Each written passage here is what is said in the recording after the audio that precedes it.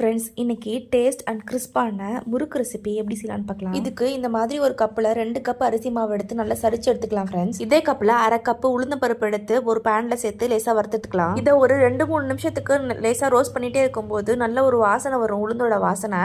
அந்த டைமில் தொட்டு பார்க்கும்போது நல்லா சூடாக இருக்கும் ஃப்ரெண்ட்ஸ். அப்போதைக்கு அடுப்பை ஆஃப் பண்ணிக்கலாம். அடுப்பு ஆஃப் பண்ணிவிட்டு அதே கப்லேயே அரை கப்பு பொட்டுக்கடலையை சேர்த்து அந்த பேனோட ஹீட்லேயே 1 நிமிஷத்துக்கு நல்லா வறுத்துக்கலாம். இதோட சூடு ஆறுனதுக்கப்புறம் இதை அப்படியே ஒரு மிக்ஸி ஜாரில் சேர்த்து நல்ல ஒரு ஃபைன் பவுடராக அரைச்சு எடுத்துக்கலாம். இப்போ இந்த அரைச்ச பவுடர்ல இருந்து ஒரு அரை கப்பு மட்டும் எடுத்து நல்லா சலிச்சிட்டு நம்ம அரிசி மாவு கூட சேர்த்துக்கலாம். டோட்டலா இதுல 2 கப்பு பச்சரிசி மாவும் உளுந்தும் பொட்டுக்கடலையும் அரைச்சதுக்கு அப்புறம் அந்த பொடியில இருந்து ஒரு அரை கப்பு மட்டும் இதுல சேர்த்து மொத்தமா 2.5 கப்பு சேர்த்திருக்கோம் ஃப்ரெண்ட்ஸ். இது கூடவே ஒரு ஸ்பூன் சீரகத்தை நல்லா கையில வச்சு தேய்ச்சிட்டு சேர்த்துக்கலாம். கூடவே கொஞ்சமா உப்பும் பெருங்காயத்தூள் சேர்த்துக்கலாம். இப்போ இது எல்லாத்தையுமே நல்லா கலந்து விட்டதுக்கு அப்புறம் ஒரு 3 டேபிள் ஸ்பூன் கொதிக்கிற எண்ணெயை இதுல ஊத்தி அதையும் நல்லா கிண்டி விட்டுக்கலாம் ஃப்ரெண்ட்ஸ். எண்ணெய் ஊத்துனதுக்கு அப்புறம் அதை கலந்து விடும் போது கொஞ்சம் பார்த்து கலந்து விடுங்க, இல்லைன்னா கையில சுற்றுரும் ஃப்ரெண்ட்ஸ். இதுக்கப்புறம் நம்ம தண்ணி ஊத்தி பிசைய வேண்டியதான் ஃப்ரெண்ட்ஸ். தண்ணி ஊற்றி பிசையும் போது எல்லா மாவுலையும் தண்ணி ஊற்ற தேவையில்ல. கொஞ்சம் கொஞ்சமாக மாவு எடுத்து அதில் தண்ணி போட்டு இந்த மாதிரி ஒரு சாஃப்டான டோவாக ஆனதுக்கப்புறம் இதை முறுக்கு புளியரில் வச்சு நல்லா புளிஞ்சு எடுத்துக்கலாம் ஃப்ரெண்ட்ஸ். எல்லா மாவுமே ஒரேடியாக பிணைஞ்சிட்டிங்க அப்படின்னா கொஞ்சம் நேரம் கழிச்சு அந்த மாவு ரொம்ப வரன்னு ஆயிரும் ஃப்ரெண்ட்ஸ். எண்ணெய் நல்லா சூடானதுக்கப்புறம் நம்ம புளிஞ்சு வச்சிருக்க முறுக்கை இதில் சேர்த்துக்கலாம். முறுக்கு சேர்த்து